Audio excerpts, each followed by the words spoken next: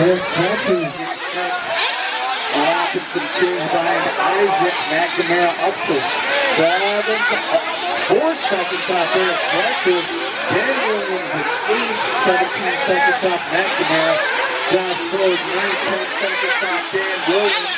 Greg Bible, 10-28 seconds off of Ford.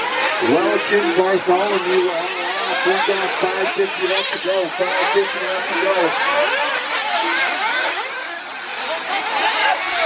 Hi, this is Rex Welch at RW Mods. Today we're going to look at the Fx K301 engine. This is a follow-up to their other 3-port they had. I don't even remember what it was called earlier in the year. They came out with it. This one is a little different than my other reviews. This engine's been ran 2 full weekends, so we got a little on-track video we can throw in with this video and review. The packaging, all the FX engines come with nice packaging. Looks like they've been reusing some of their 5-port packaging, so some of the specs on this package is not right. The bore stroke it's a square bore stroke on this engine. It's a 16.4 by 16.4 ceramic rear bearing. Has the DLC coated crank, so the engine more or less comes spec wise the same as the 5-port, except it's a square stroke 3-port. The packaging, it's really good on the FX engines. Open it up, we got foam pad. We got the nice book it comes with. Everything has a serial number. The engine block, if you can see the serial number on the bottom there, the crank, and so most of the major components of the engine have a serial number on them. And then we have the how it's made book. Goes through the details on how everything's manufactured, the machines that used. A pretty detailed book. Instruction manual, really nice manual. Goes through a lot of different aspects of the engine. Sticker sheet. The packaging, it's a nice foam pad with felt lined there. It comes with a 6.5mm restrictor, extra head shim, and a collet and a 3mm cap screw. I don't normally recommend adding the shim for break-in. I see, unless you're really experienced and stuff, I see more people having trouble with that and getting dirt in the engine or doing something wrong. Like I said, this engine's been ran. It's got 2 full weekends on it. First weekend out, my son ran it both times. He got third the first weekend out, and then second at our series final race. He had previously been using the 5-port. I'm going to take this engine apart. I haven't taken it apart. It's just been reused 2 races, so nothing's been taken apart or changed. This engine was stock, so I'll take it apart here.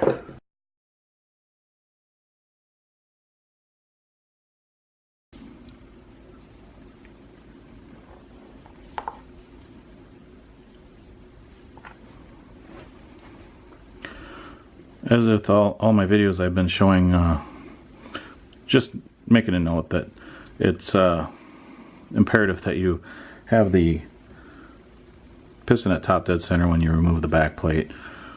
Just to, I'll show you in a minute, but you can break the skirt of the piston if you try and take the back plate off when the piston's down.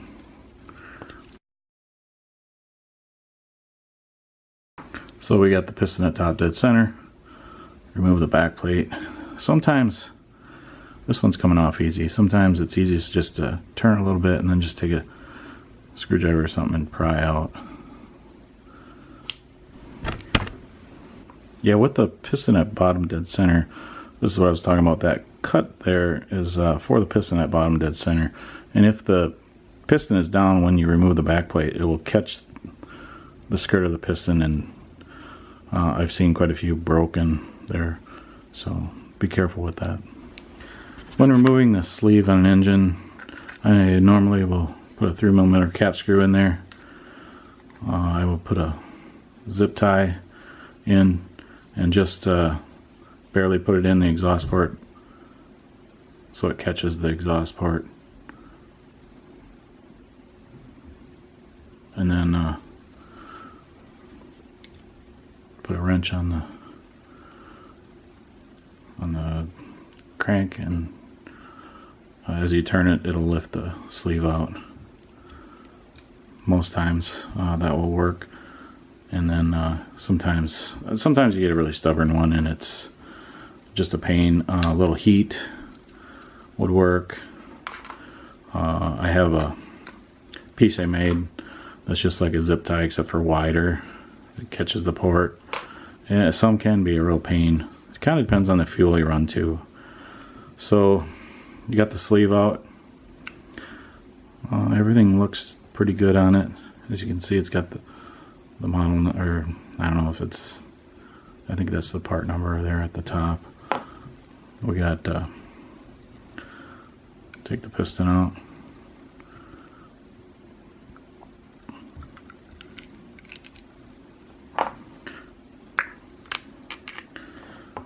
Crank is a filled DLC coated crank.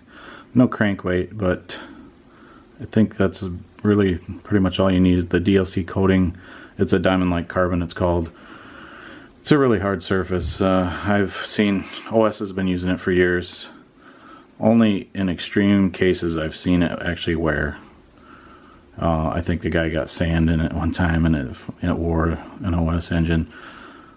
But these are a nicely machined piece. It's got pretty much everything you're looking for in a crank. Should wear very well.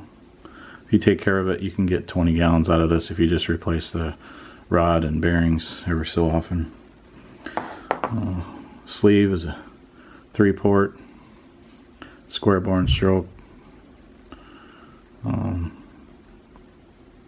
Real nice. Piston, like I said, this has got some time on it. I'd say over a gallon on it. I'm not positive. We run 6 cars off the same fuel, so it's hard to tell exactly how much fuel we ran through individual engines. These engines, the first one did not, but the new 5-port and the newer 3-port come with an O-ring around the head button. It's not necessary, but it does keep dirt out when you tear it apart. There's not dirt near the shims and stuff. This combustion chamber does look a little bit different than their 5-port. The shape, it looks a little more of a dome to it. The plugs, these come with an FX 3. I'm not sure the exact. X3 is what's in it. I believe this is the original plug.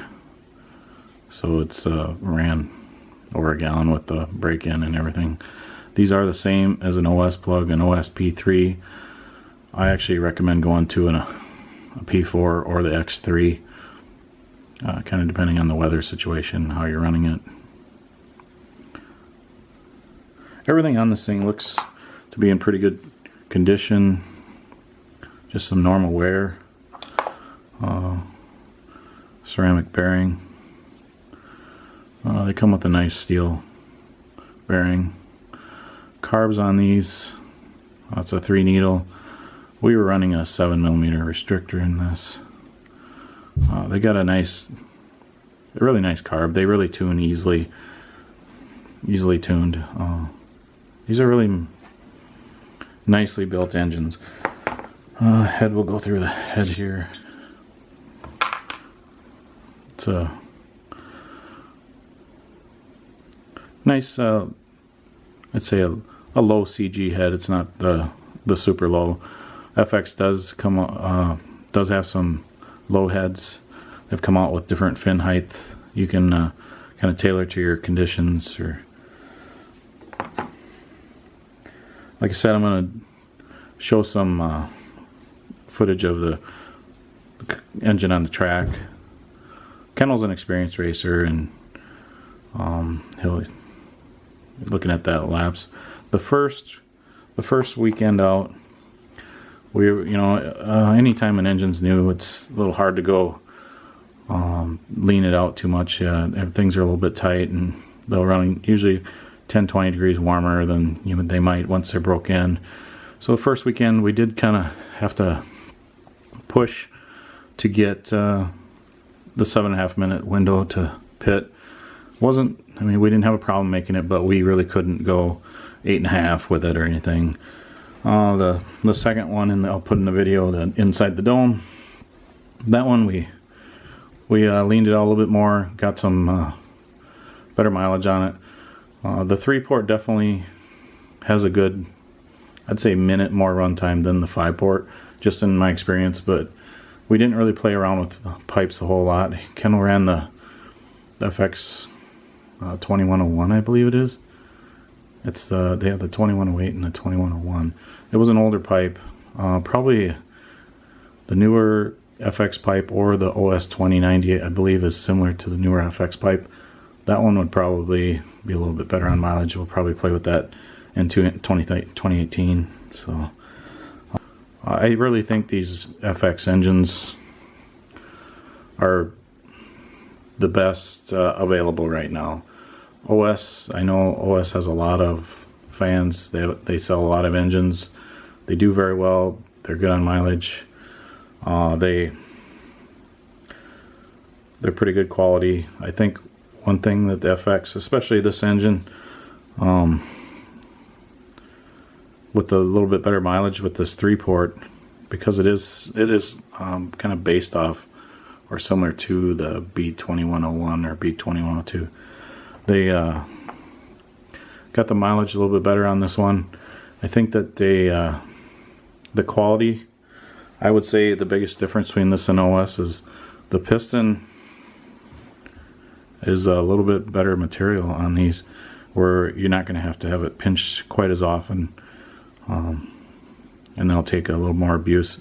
And if you get them hot, they won't lose their pinch quite as much. They use a pretty good material. Here I'm comparing the timing numbers on the Fx K301 to the OS B2101. Bore and stroke are the same, and then exhaust duration. Biggest difference I see is the exhaust port height. The exhaust port height is slightly lower on the Fx K301, making the blowdown a little lower, 39 versus 42. That's going to give you a little more bottom end, which I think is sometimes what people are asking for a little more out of the OSB 2101 is a little more bottom end. So this is going to have a little more bottom end.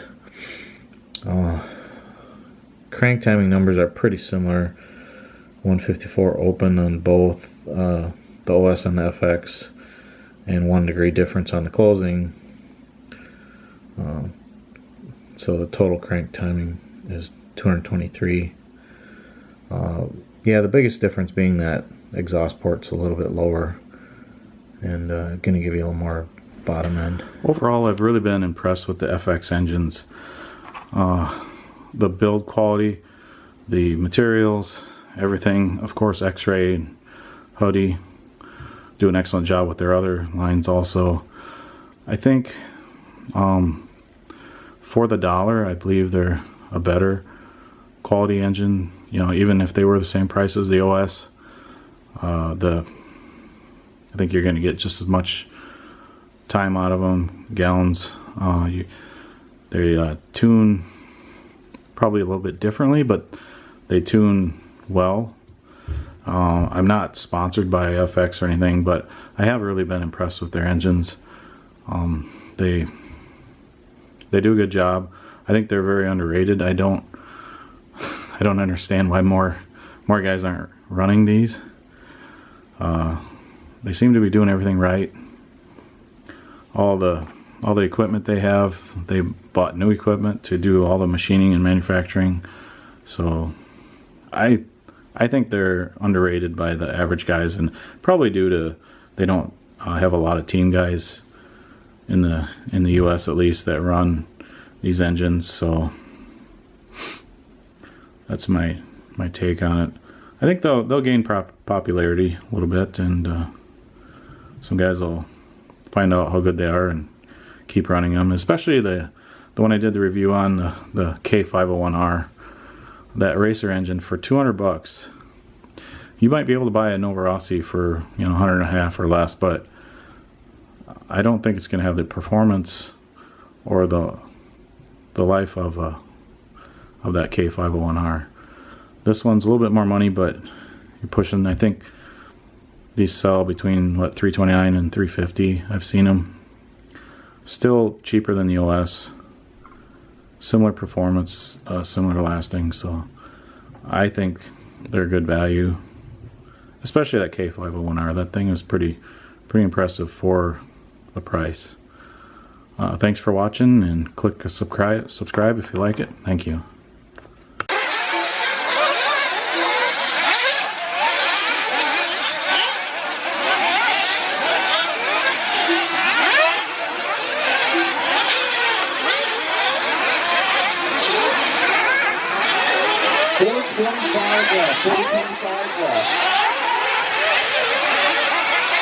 Nobody has any tires left.